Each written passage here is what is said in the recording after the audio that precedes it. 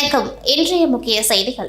புதுச்சேரி அடுத்த வில்லியனூர் கொம்யூன் பஞ்சாயத்து மூலம் மங்கலம் தொகுதிக்குட்பட்ட அன்பு நகர் விரிவாக்கத்திற்கு சிமெண்ட் சாலை அமைத்தல், அண்ணாமலை நகர், அன்பு நகர், ரமணா நகர் உட்புற சாலைகளுக்கு தார் சாலை அமைத்தல், லட்சுமி நகர் மற்றும் மூகாம்பிகை நகர் விரிவாக்கத்திற்கு சாலை அமைப்பதற்காக சுமார் ரூபாய் 1 கோடி செலவில் பூமி பூஜை விழா நடைபெற்றது. இதில் தொகுதி சட்டமன்ற உறுப்பினரும் வேளாண் துறை அமைச்சருமான தேனி ஜெயக்குமார் கலந்து கொண்டு பூஜை செய்து பணியை துவக்கி வைத்தார். இந்நிகழ்ச்சியில் ஆணையர் ரமேஷ், உதவி பொறியாளர் திருநாவுக்கரசு, இளநிலை பொறியாளர் ரங்கமன்னார் மற்றும் என்ஆர் காங்கிரஸ் பிரமுகர்கள், ஊர் பொதுமக்கள் கலந்து கொண்டார்கள். அப்பொழுது ஊர் மக்கள் கடந்த காலங்களில் எங்கள் பகுதியில் தார் சாலை வசதி போடப்படாமல் கிடப்பில் கடந்த தார் சாலை வசதிகளை செய்து கொடுத்ததற்கு அமைச்சருக்கு நன்றி தெரிவித்தனர்.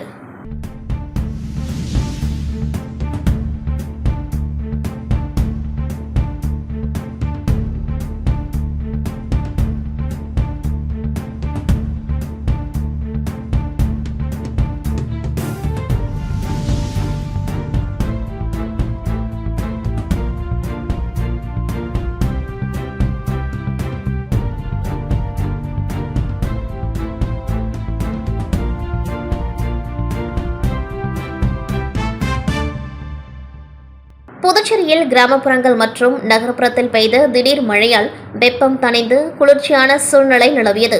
வானிலை மேலடுக்கு சுழற்சி காரணமாக புதுச்சேரி மற்றும் தமிழகத்தில் அடுத்து வரும் 5 நாட்களுக்கு மழை பெய்யும் என்று வானிலை மையம் அறிவித்திருந்தது. இந்த நிலையில் கடந்த 4 நாட்களாக 100 டிகிரிக்கு மேல் வெயிலுடன் அனல் காற்று வீசி வந்தது. இந்த நிலையில் திடீரென கருமேகங்கள் சூழ்ந்த நிலையில் புதுச்சேரி நகர பகுதிகளான முத்தியால்பேட்டை, முதலியார்பேட்டை, கடற்கரை சாலை, லாஸ்பேட்டை, உருளையன்பேட்டை, ராஜ்பவன் உள்ளிட்ட பல்வேறு பகுதிகளிலும் கனமழை பெய்தது. இதேபோன்று கிராமப்புறங்களான வம்புப்பட்டு, சோரப்பட்டு, கரிக்கலாம்பாக்கம், திருக்கனூர், வில்லியனூர் உள்ளிட்ட பகுதிகளிலும் கனமழை பெய்தது. மழையின் காரணமாக புதுச்சேரியில் குளிர்ச்சியான சூழல் நிலவி வந்தாலும் தாழ்வான பகுதிகளில் மழைநீர் தேங்கி பொதுமக்கள் கடுமையான சிரமத்திற்கு ஆளாகினார்கள். மேலும் சாலையில் மழைநீர் பெருக்கெடுத்து ஓடியதால் வாகன ஓட்டிகளும் பாதசாரிகளும் சிரமத்திற்கு ஆளாகினர். மேலும் தாழ்வான பகுதிகளில் ஒரு சில இடங்களில் குடியிருப்புகளை மழைநீர் சூழ்ந்ததால் குடியிருப்பு வாசிகளும் பாதிக்கப்பட்டனர்.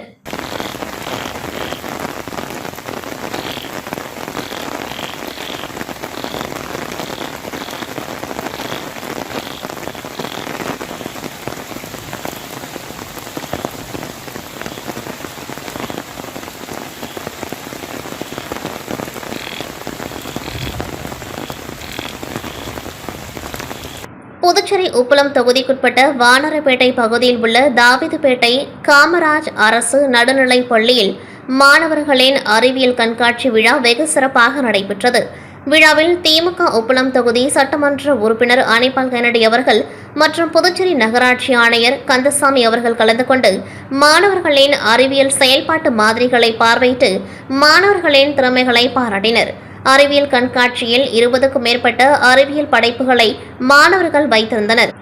சிறந்த அறிவியல் படைப்புகளுக்கு பாராட்டு சான்றிதழ் சட்டமன்ற உறுப்பினர் அவர்களால் கொடுக்கப்பட்டது. விழாவிற்கு பொறுப்பாசிரியை வசுதா தலைமை தாங்கினர். ஆசிரியர் ஆனந்த்ராஜ் வரவேற்புரை வழங்கினார். ஆசிரியை கனகலட்சுமி நன்றியுரை வழங்கினார். உடன் நகராட்சி டாக்டர் ஆர்த்தி, தொகுதி செயலாளர் சக்திவேல், கிளை செயலாளர்கள் சந்துரு, காலப்பன், இருதயராஜ், ராகேஷ் ஆகியோர் உடன் இருந்தனர்.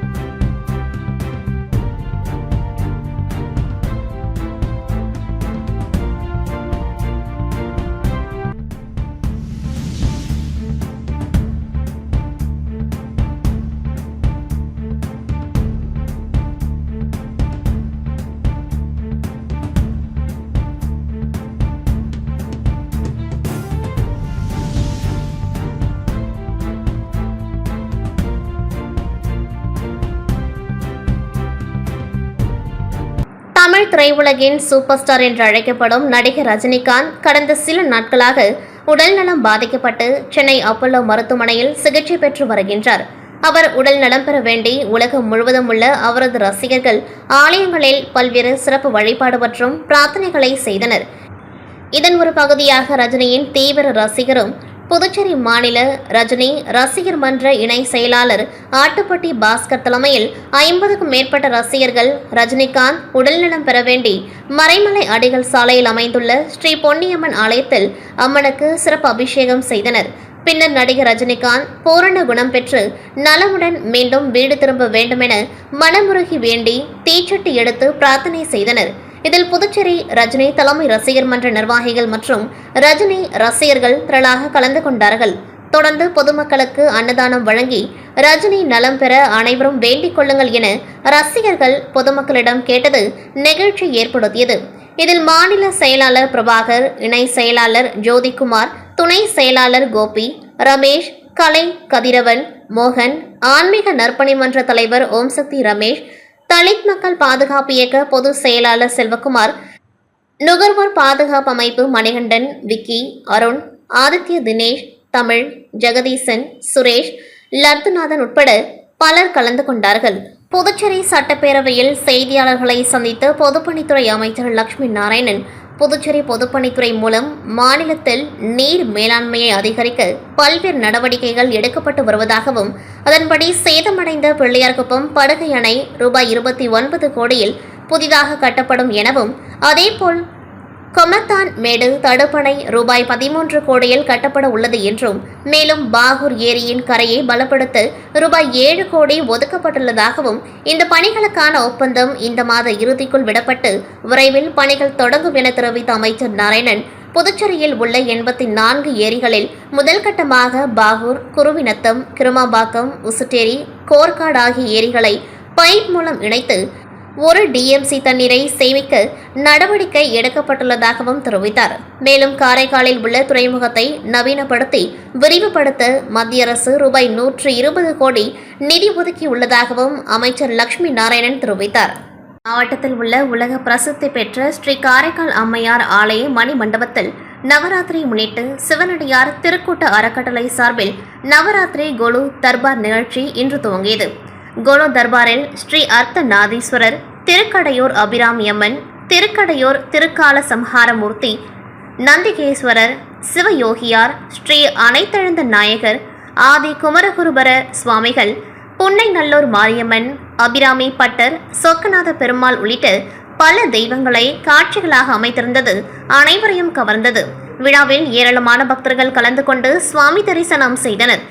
மேலும் நவராத்திரி விழாவை முன்னிட்டு கொலு தர்பாரில் பல்வேறு கடவுள் பொம்மைகளும் அழகாக அலங்கரித்து வைக்கப்பட்டிருந்தது.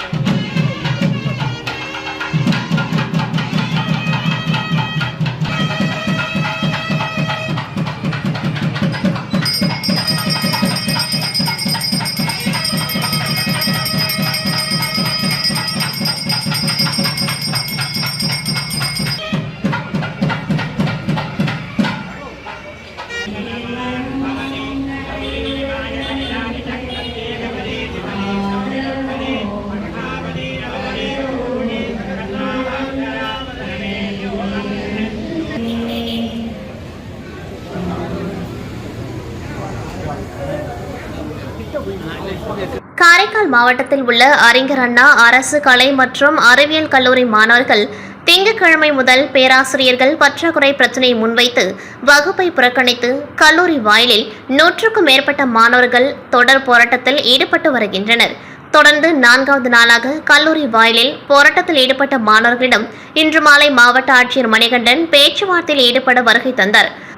அப்பொழுது மாணவர்கள் பேராசிரியர்கள் பற்றாக்குறை உடனடியாக தீர்க்க வேண்டும் என்று கோஷங்கள் எழுப்பினர்.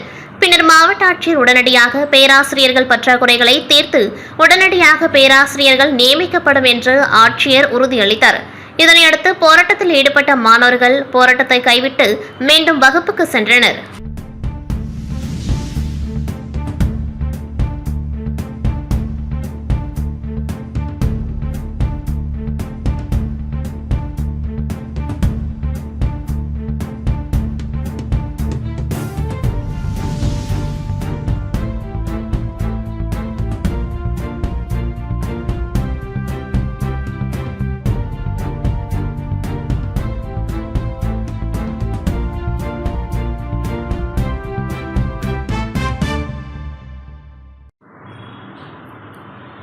புதுச்சேரி தட்டாஞ்சாவடியில் புனித பாத்திமா அன்னை ஆலயம் உள்ளது. இதன் 70வது ஆண்டு பெருவிழா இன்று கொடியேற்றத்துடன் தொடங்கியது. பேராயரின் பதிலி கல்வித்துறை பீட்டர் ராஜேந்திரன் கொடி ஏற்றி வைத்தார். தொடர்ந்து கோவில் பங்குத்தந்தை ஆரோக்கியதாஸ் தலைமையில் திருப்பலி நடைபெற்றது. இந்நிகழ்ச்சியில் சேவியர் கிளாடஸ், அருள் திரு சவரிமுத்து ஆகியோர் கலந்து கொண்டார்கள். இதனைத் தொடர்ந்து தினமும் காலை மற்றும் மாலையில் சிறப்பு திருப்பலியும் சிறிய தேர் பவனியும் நடைபெற்றது. இதன் முக்கிய நிகழ்ச்சியாக வரும் ஞாயிற்றுக்கிழமை மாலை பெருவிழா ஆடம்பர கூட்டு திருப்பலி நடைபெறுகின்றது. இதனை சென்னை மயிலை உயர்மறை மாவட்ட முன்னாள் பேராயர் சின்னப்பா ஆடம்பர தேர்பவனியை துவக்கி வைக்கின்றார். இதில் அனைத்து பங்கு இறைமார்கள் பங்கேற்பார்கள் என கூறப்பட்டுள்ளது.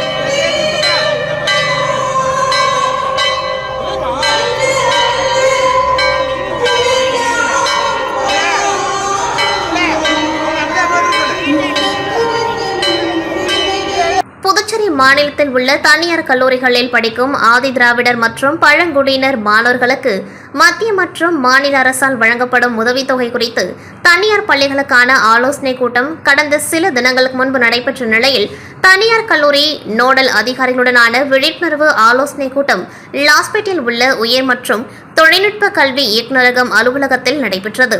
ஆதி திராவிடர் நலத்துறை இயக்குநர் இளங்கோவன் தலைமையில் நடைபெற்ற கூட்டத்தில் உயர்கல்வித்துறை அதிகாரிகள், பள்ளி கல்வித்துறை அதிகாரிகள், ஆதி திராவிடர் நலத்துறை அதிகாரிகள், அரசு மற்றும் தனியார் கல்லூரி நோடல் அதிகாரிகள் மற்றும் பேராசிரியர்கள் கலந்து கொண்டார்கள். கூட்டத்தில் பேசிய ஆதி திராவிடர் நலத்துறை இயக்குநர் இளங்கோவன், ஆதி திராவிடர் நலத்துறை மூலம் கல்லூரிகளுக்கு காலதாமதமில்லாமல் கட்டணம் வழங்கப்பட்டு வருகின்றது.